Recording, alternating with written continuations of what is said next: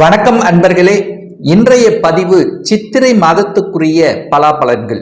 இந்த சித்திரை மாதத்துக்குரிய கிரக நிலைகளை பார்க்கும் பொழுது மேசமனையில் குழந்தைக்கு காரகன் என்று சொல்லக்கூடிய குரு பகவானும் தன்னம்பிக்கை காரகன் என்று சொல்லக்கூடிய சூரிய பகவானும் இணைவு பெற்று உட்கார்ந்திருக்காங்க.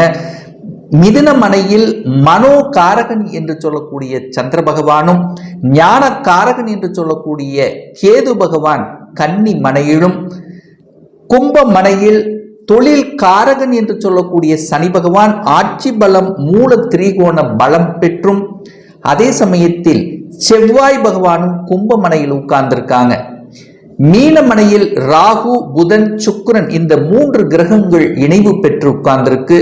இந்த மாதத்தினுடைய பெயர்ச்சிகள் என்ன அப்படின்னு பார்க்கும் பொழுது, இந்த சித்திரை மாதம் 10ஆம் தேதி, அதாவது ஏப்ரல் மாதம் 23ஆம் தேதி என்று செவ்வாய் பகவான் கும்ப மனையிலிருந்து மீன மனைக்கு பெயர்ச்சி ஆகிறார். அதே போல இந்த சித்திரை மாதம் 11ஆம் தேதி, அதாவது ஏப்ரல் மாதம் 24ஆம் தேதி என்று சுக்கிர பகவான் மீன மனையிலிருந்து மேச மனைக்கும், சித்திரை மாதம் 18ஆம் தேதி, அதாவது இந்த மே மாதம் 1ஆம் தேதி என்று குரு பகவான் மேச மனையிலிருந்து ரிஷப மனைக்கு பெயர்ச்சியாகிறார்.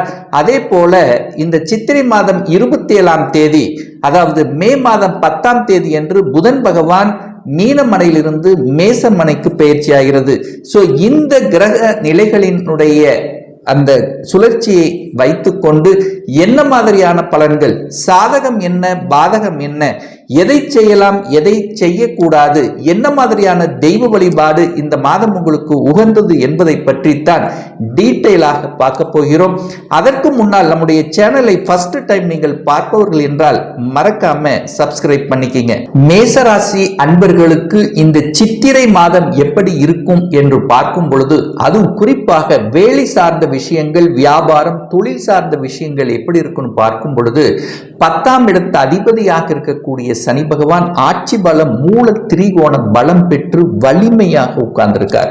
அப்போ கூட யார் இருக்கார் அப்படின்னா செவ்வாய் பகவான் உட்கார்ந்திருக்கார். உங்களுடைய ராசி அதிபதி இணைவு பெற்றிருக்கார். அப்போ உங்களுடைய எண்ணங்கள், செயல்பாடுகள், சிந்தனைகள் எல்லாமே தொழிலை எப்படி வளர்ப்பது அல்லது எப்படி விரிவுபடுத்துவது, அந்த தொழில் சார்ந்த விஷயங்கள் தான் இந்த எண்ண ஓட்டங்கள் அதிகமாக இருக்கும். அப்போ வேலை இல்லாதவர்களுக்கு வேலை கிடைக்கக்கூடிய ஒரு நல்ல மாதமாக அமைகிறது. அதுவும் குறிப்பாக இந்த சித்திரை மாதம் 18ஆம் தேதிக்கு அப்புறம், அதாவது மே மாதம் 1ஆம் தேதிக்கு அப்புறம் அந்த குரு பகவானுடைய பெயர்ச்சி நடைபெற்ற பிறகு, அந்த குரு பகவான் உங்களுடைய 2ஆம் இடம் என்கின்ற தனஸ்தானத்தில் அமர்ந்து கொண்டு தனது பாக்கிய பார்வையாக 10ஆம் இடமான தொழில் ஸ்தானத்தை பார்க்கிறார் அல்லவா. அப்ப 10ஆம் இடம் என்பது தொழில் ஸ்தானம், கர்மஸ்தானம் அல்லவா. அப்ப அந்த இடத்தை குரு பகவான் பார்த்து அந்த இடத்தை புனிதப்படுத்துகிறார். அப்போ இதுவரையில் தொழில் ரீதியாக இருந்து வந்த அத்தனை பிரச்சனைகளுக்கும் முடிவு கட்டக்கூடிய ஒரு நல்ல மாதமாக அமைகிறது இந்த மேசராசி அன்பர்கள். அப்போ ஒரு நல்ல வேலையை கிடைக்கல, அல்லது வேலையில் செட்டில் ஆகல, படித்த படிப்புக்குண்டான வேலை கிடைக்கல, இந்த மாதிரி வேலை சார்ந்த விஷயத்தில் உங்களுக்கு மன உளைச்சல்களை கொடுத்து கொண்டிருந்த, அல்லது பிரச்சனையை கொடுத்து கொண்டிருந்த, அல்லது ஒரு மாதிரியான ஒரு தன்மையில் இருந்து கொண்ட மேசராசி என்பர்களுக்கு இந்த மாதத்திலிருந்து தொழிலில் அபிவிருத்தி செய்யக்கூடிய, வேலை இல்லாதவர்களுக்கு வேலை கிடைக்கக்கூடிய, ஒரு ரெகக்னேஷன் கிடைக்கல இருக்கின்றவர்களுக்கு ஒரு நல்ல ரெகக்னேஷன் கிடைக்கக்கூடிய தன்மை, அதிகாரத்தன்மை, அதிகார பதவி, ப்ரமோஷன், இந்த மாதிரி அத்தனை விஷயங்களும் எதிர்பார்க்கக்கூடிய ஒரு நல்ல மாதத்தினுடைய தொடக்கமாகவே இந்த மாதம் அமைகிறது இந்த மேசராசி என்பர்களுக்கு.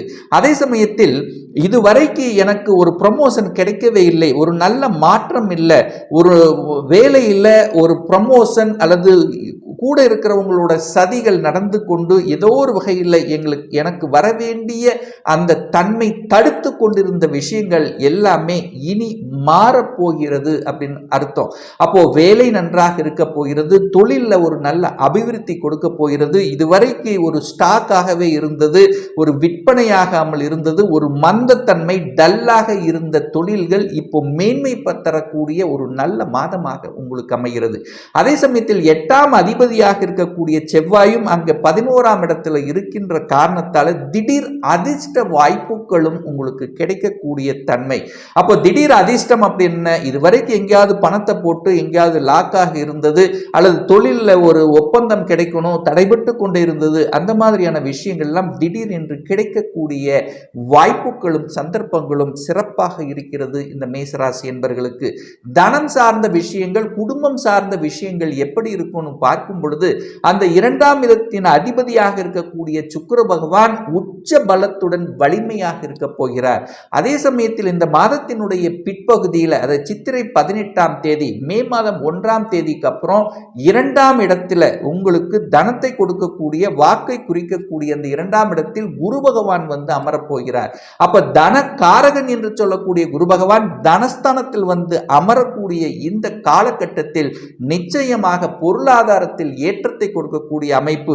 அதுவும் குரு பகவான் என்பது உங்க இந்த மேசராசி என்பவர்களுக்கு பாக்கியத்தை தரக்கூடியவன். அவர் வந்து தனஸ்தானத்தில் இருக்கும் போது தன பாக்கியத்தை தரப்போகிறார். இதுவரைக்கும் ஒரு நல்ல குடும்பம் அமையவே இல்லை, குடும்பத்தில் பிரச்சனையாக இருந்து கொண்டிருந்தது, கணவன் மனைவிக்குள்ள ஒரு இணக்கம் இல்லை, குடும்பம் சார்ந்த விஷயத்தில் பிரச்சனைகள், தன்னுடைய வாக்கு யாரும் நம்பல, கேட்கல, தன்னுடைய பேச்சை கூட கேட்கல, மதிக்கல என்று இருக்கின்ற மேசராசி என்பவர்களுக்கு இந்த மாதத்தினுடைய பிற்பகுதியிலிருந்து உங்களுடைய பேச்சு சொல்வாக்கு நன்றாக இருக்க போகிறது, குடும்பம் நன்றாக இருக்க போகிறது, தனம் சார்ந்த விஷயத்தில் இருந்து வந்த பிரச்சனைகள் விலகப் போகிறது, கல்வி சம்பந்தப்பட்ட விஷயத்தில் இருந்து வந்த தடைகள் பிரச்சனைகள் விலகக்கூடிய ஒரு அற்புத மாதமாக உங்களுக்கு அமைய இருக்கிறது என்பதை உறுதியாக சொல்லலாம். அதே சமயத்தில் உங்களுக்கு அதாவது பூர்வ புண்ணிய ஸ்தானத்தின் அதிபதியாக இருக்கக்கூடிய அந்த சூரிய பகவான் உச்ச பலம் அடையக்கூடிய ஒரு மாதம். அதாவது மேசமனை உங்க ராசியிலேயே சூரியன் உச்ச பலத்தோடு அமர இருக்கிறார். ஸோ 5ஆம் அதிபதி உச்ச பலத்தோடு இருக்கக்கூடிய இந்த மாதம் இந்த பூர்வீகம் சார்ந்த விஷயத்தில் இருந்து வந்த பிரச்சனைகள் விலகக்கூடிய தன்மை, குழந்தைகளினுடைய நலன் சார்ந்த விஷயத்தில் இருந்து வந்த கஷ்டங்கள் விலகக்கூடிய தன்மை, குழந்தைகளினுடைய படிப்பு சார்ந்த விஷயத்தில் இருந்து வந்த தடைகள் விலகக்கூடிய தன்மை, குழந்தைகள் என்ன படிக்கணும் என்று ஆசைப்படுகிறார்களோ அந்த ஆசைகளை நிறைவேற்றக்கூடிய ஒரு நல்ல மாதமாக அமைகிறது. அதே சமயத்தில் பார்த்தீங்கன்னா அந்த சூரியன் உச்ச பலத்தோடு இருக்கின்ற காரணத்தால தகப்பன் மூலமாக நன்மைகள் நடக்கக்கூடிய ஒரு நல்ல மாதம். அரசு சார்ந்த விஷயத்தில், அதிகாரம் சார்ந்த விஷயத்தில் அனுகூல மேன்மையை தரக்கூடிய ஒரு நல்ல மாதம். அரசியலாக இருந்தாலும் சரி, அதிகாரத்தில் இருப்பவர்களாக இருந்தாலும் சரி, அரசியல்வாதிகளாக இருந்தாலும் சரி, அனுகூல மேன்மையை தரக்கூடிய ஒரு நல்ல மாதமாக அமைகிறது. குழந்தை பேறு சம்பந்தப்பட்ட விஷயத்தில் தடைகள், பிரச்சனைகள், தொந்தரவுகள் இருந்தவர்களுக்கெல்லாம் விலகக்கூடிய ஒரு நல்ல மாதம். என குரு பகவான் பாக்கியத்தை தரக்கூடிய அந்த குரு பகவான் குடும்பஸ்தானத்தில் வந்து அமருகின்ற காரணத்தால குடும்பத்தில் ஒரு உறுப்பினரை இணைத்துக் கொள்ளக்கூடிய நிகழ்வுகள், சந்தர்ப்பங்களை உருவாக்கக்கூடிய தன்மையை ஏற்படுத்திவிடும். ஸோ கடந்த காலத்தில் பார்த்தீங்கன்னா கடன் இருந்தது, கடன் சிக்கி தவித்துக் கொண்டிருந்து நான் சம்பாதிக்கிறது எல்லாமே இஎம்ஐ கட்டுவதற்கே சரியாக இருந்தது, வேலையிலும் ஒரு திருப்தி இல்லை, அந்த வேலையும் நான் எதிர்பார்த்த அளவு ஒரு நல்ல பரீட்சை படிப்புக்கு உண்டான வேலை கிடைக்கல, எதிரிகள் இருந்தது, கடன் இருந்தது. ஸோ இது எல்லாமே விலகக்கூடிய வாய்ப்புகளை ஏற்படுத்தும். அப்ப கடன் அடைக்க முடியாதவர்களுக்கு கடன் அடைக்கக்கூடிய சந்தர்ப்பங்கள். ஏது ஸ்ட்ராங்கா சொல்றேன்னா, இந்த குரு பெயர்ச்சிக்கு அப்புறம் குரு 2ஆம் இடமான தனஸ்தானத்தில் அமர்ந்து கொண்டு தனது 5ஆம் பார்வையாக அந்த 6ஆம் இடத்தை பார்க்கிறார், எதிரி ஸ்தானத்தை பார்க்கிறார். எதிரிகள் உங்களை விட்டு விலகி செல்லக்கூடிய தன்மை. ஆனா ஒரு சிலருக்கு எதிரிகள் கூட நண்பர்களாக வரக்கூடிய தன்மைகளை உருவாக்கிவிடும். கடன் பிரச்சனை விரும்பக்கூடிய தன்மை, நோய்கள் சார்ந்த விஷயங்கள், அதாவது ஒரு ரொம்ப நாளா எனக்கு ஒரு நோய் இருந்தது, பிரச்சனை இருக்கு, எத்தனையோ டாக்டர் பார்த்தா சரியாகவே இல்லை, ஒரு மாதிரியான ஒரு தொந்தரவு பிரச்சனையோடு இருந்து கொண்டிருக்கின்ற மேசராசி என்பர்கள் உடல் நலம் சரியாக கூடிய தன்மையை நிச்சயமாக உருவாக்கும். அதே சமயத்தில் திருமணம் சார்ந்த சுப காரியங்கள் நடக்குமா அப்படின்னு கேட்டீங்களா, நிச்சயமா நடக்கக்கூடிய வாய்ப்பு. களத்திர காரகன் என்று சொல்ல சொல்லக்கூடிய சுக்கிரன் உச்ச பலம் பெற்று வலிமையாக இந்த மாதத்தினுடைய முற்பகுதியில் இருக்கிறதுனாலையும் இந்த மாதத்தினுடைய பிற்பகுதியில் அந்த சுக்கிரன் உங்க ராசியிலேயே அமர்ந்து 7ஆம் இடம் என்கின்ற திருமணஸ்தானத்தை பார்க்கின்ற காரணத்தாலும் அந்த குரு பகவான் குடும்பஸ்தானத்தில் அமர்ந்து கொண்டு குடும்பத்தில் ஒரு உறுப்பினரை இணைக்கக்கூடிய நிகழ்வுங்கிறதுனால இந்த மாதத்தில் இருந்து திருமண தடைகள் விலகப் போகிறது. இந்த மாதம் அதற்கான அச்சாணி அதற்கான தன்மையை உங்களுக்கு செயல்படுத்த காத்து கொண்டிருக்கிறது. வைகாசி மாசத்திலிருந்து உங்களுக்கு இன்னார் என்று இவர்தான் நம்முடைய கணவன் அல்லது மனைவி என்று அறிமுகப்படுத்தக்கூடிய தன்மையும், அதே சமயத்தில் ஒரு சிலருக்கு நிச்சயதார்த்தம் சார்ந்த விஷயங்களும் இந்த காலகட்டம் உங்களுக்கு சிறப்பாக அமைய இருக்கிறது என்பதை உறுதியாக சொல்லலாம். கூட்டு தொழில் சார்ந்த விஷயத்தில் இருந்து வந்த பிரச்சனைகள், கணக்கு வழக்கு சம்பந்தப்பட்டு இருந்து வந்த பிரச்சனைகள் எல்லாமே தீரப்போகிறது. இத்தனை நாள் எந்தெந்த இடத்தில் வழிகள், வேதனைகள், துக்கங்கள், துயரங்கள், அசிங்கங்கள், அவமானங்கள் பட்டுக் கொண்டிருந்தீர்களோ அதிலிருந்து விடுதலை பெறக்கூடிய ஒரு நல்ல மாதமாக அமைகிறது. ஏன் இதை ஸ்ட்ராங்கா சொல்றேன்னா, இப்போ இந்த குரு பயிற்சிக்கு அப்புறம் அந்த குரு பகவான் 8ஆம் இடத்தை பார்த்து புனிதமர்த்துகிறார். அப்ப 8ஆம் இடம் என்பது அந்த வழிகளை சொல்லக்கூடிய ஒரு இடம் என்றாலும் திடீர் அதிர்ஷ்டத்தை சொல்லக்கூடிய ஒரு இடம்ங்கிறதுனால திடீர் அதிர்ஷ்ட வாய்ப்புகளை கொடுக்கும். ஒரு சிலர் பாத்தீங்கன்னா அந்த 8ஆம் இடம் வலிமை பெறுகின்ற காரணத்தால தனது சொந்த ஊரிலிருந்து வெளியூருக்கு சென்று குடிபெயர்க்கக்கூடிய தன்மை, தொழில் ரீதியாக, வேலை ரீதியாக, ஒரு சிலருக்கு தன்னுடைய ஸ்டேட் விட்டு அடுத்த ஸ்டேட்டுக்கு செல்லக்கூடிய தன்மை, ஒரு சிலர் எம்என்சி கம்பெனியில் வேலை பார்க்கக்கூடிய தன்மை, ஒரு சிலருக்கு பார்த்தீங்கன்னா வெளிநாட்டில் போய் வேலை பார்க்கக்கூடிய அத்தனை அம்சங்களும் சிறப்பாக இருக்கு.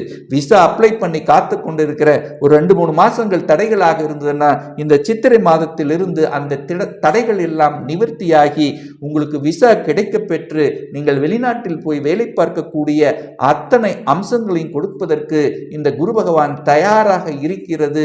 இந்த மேசராசி என்பவர்களுக்கு பாக்கியம் கிடைக்கவில்லை, ஒரு நல்ல பாக்கியம் கிடைக்காதவர்கள், ஒரு வெளிநாட்டில் போய் வேலை பார்க்கணும், வெளிநாட்டில் போய் படிக்கணும் என்று ஆசைப்பட்டு கொண்டிருந்தவர்கள், ரிசர்ச் சம்பந்தப்பட்ட துறையில் தடைகளை கொடுத்து கொண்டிருந்தவர்கள், இது அத்தனையும் இந்த மாதத்திலிருந்து வெளியேறப் போகிறது. அப்போ இந்த மாதம் முதல் மேசராசி அன்பர்களுக்கு புத்துணர்ச்சியோடும் நல்ல தன்னம்பிக்கை தைரியத்தோடு செயல்படுத்தக்கூடிய ஒரு நல்ல மாதமாக உங்களுக்கு தென்படுகிறது.